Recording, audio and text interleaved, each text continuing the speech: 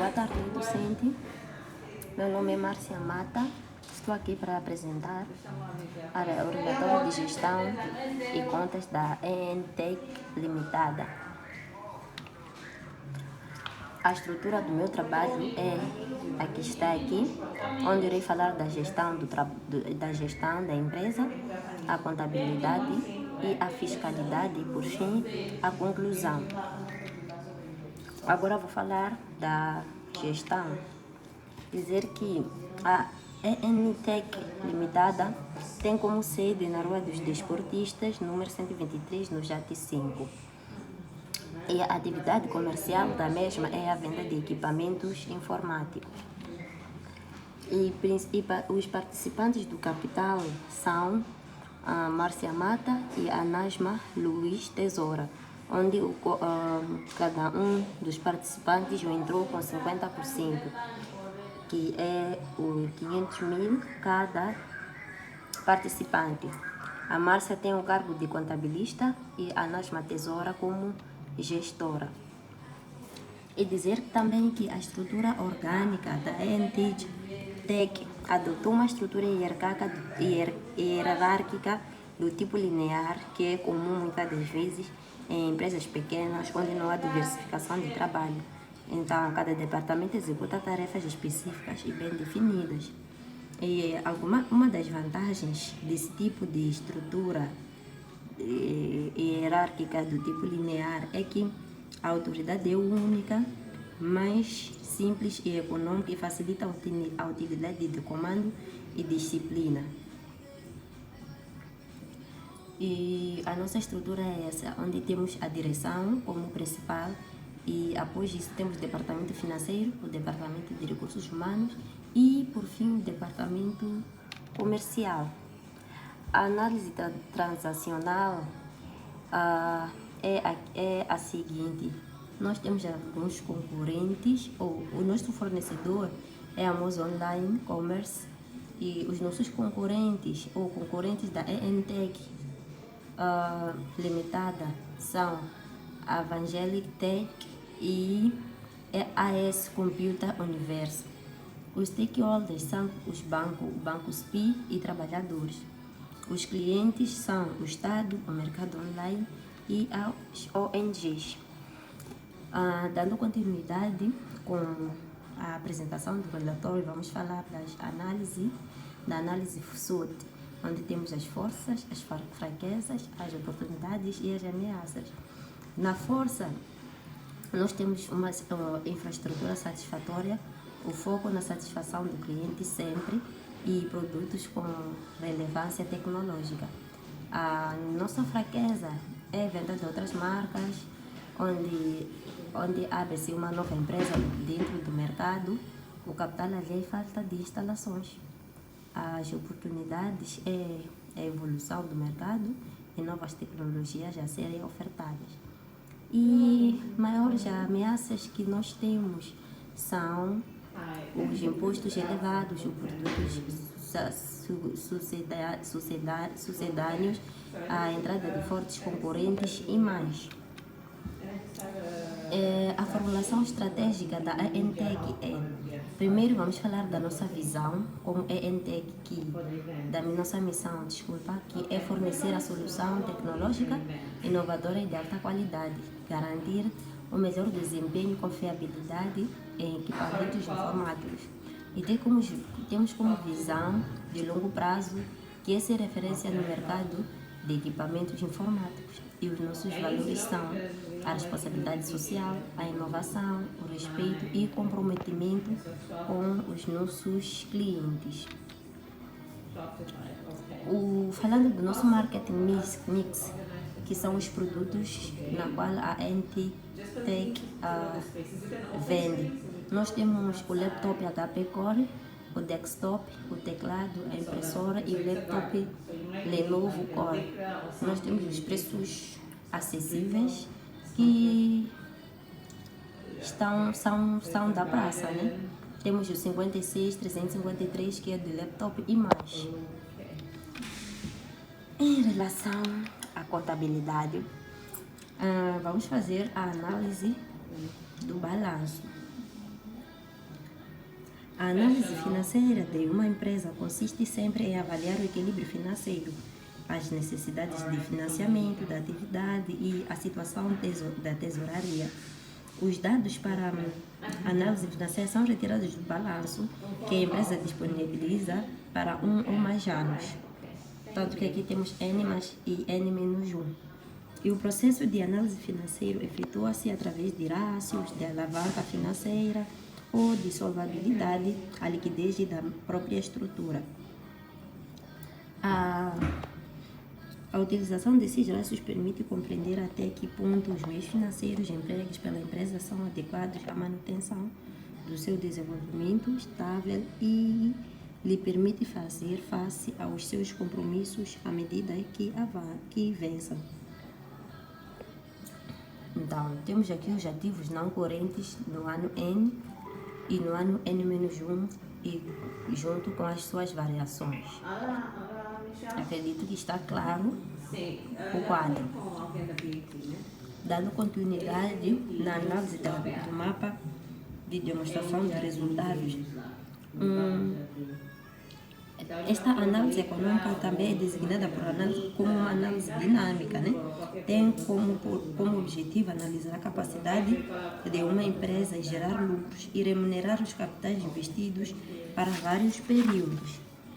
Para uma análise de capacidade, a necessidade de se utilizar os rácios, tais como a rentabilidade dos capitais próprios, das vendas e do ativo. Já a rentabilidade dos capitais próprios revela em que medida a empresa está a proporcionar lucros ou acionistas. E revela também a capacidade da empresa em remunerar os seus acionistas sócios para o capital por eles investido. E também em relação à rentabilidade de vendas, ele demonstra a capacidade da empresa em gerar uma margem líquida. Por outras palavras, queremos dizer que este rácio fornece a margem de lucro que se obtém com vendas e prestações de serviços. Temos aqui as vendas de bens e serviços, o custo com o pessoal, o fornecimento de serviços de terceiros, a gestão operacional e mais. E falar agora de rácios. Em relação a rácio de liquidez, essa extensão indica esse rácio indica a extensão pela qual os passivos circulantes podem ser cobertos pelos ativos circulantes. E em relação ao período em análise, não obstante a empresa conseguiu cobrir a totalidade do passivo corrente com base nos seus ativos correntes. O rácio de liquidez de geral registrou uma variação positiva em 1 ponto percentual comparado com o igual período de exercício anterior. O rácio de liquidez imediata mede a capacidade da empresa de fazer face aos compromissos de curto prazo com recurso à disponibilidade. E este indicador também registrou um aumento de 1,16 para 1,32. A empresa encontra-se capacitada para honrar os seus compromissos de curto prazo. Estes são os rácios de liquidez. Os rácios financeiros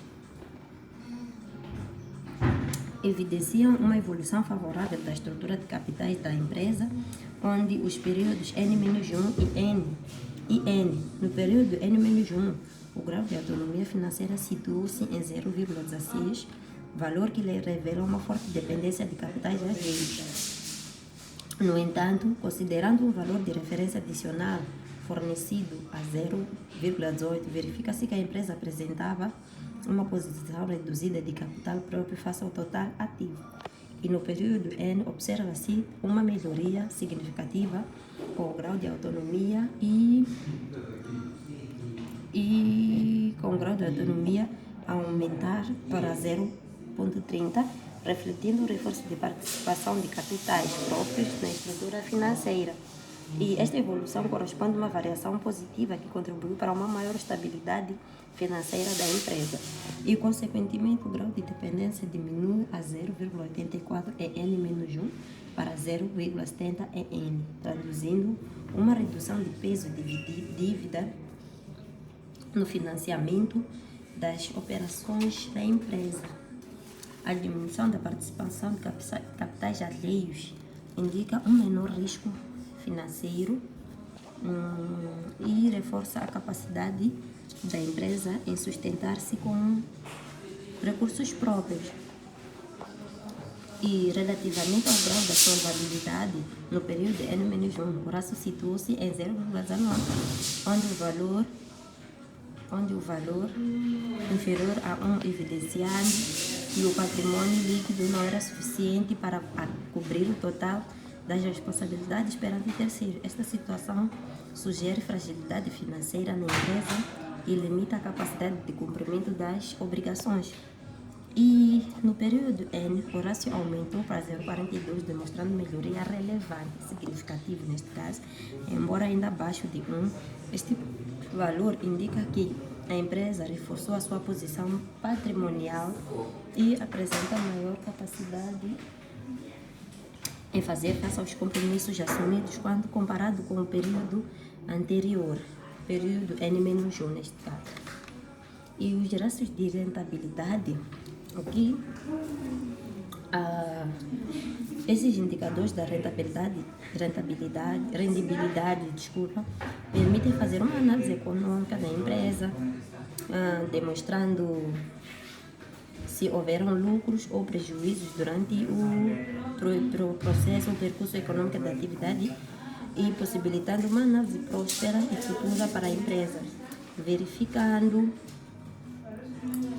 como gastos, os seus valores e se realmente há necessidade de aumentar ou não o seu capital na aquisição de novos produtos para obter uma rendibilidade, proveitos para garantir a continuidade da mesma.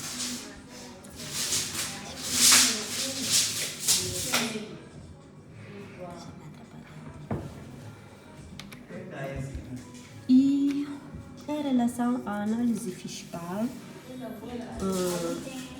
nós temos aqui os impostos e em que incide os regimes dos mesmos, as taxas, a autoliquidação, o valor do ano N e o valor do ano -1.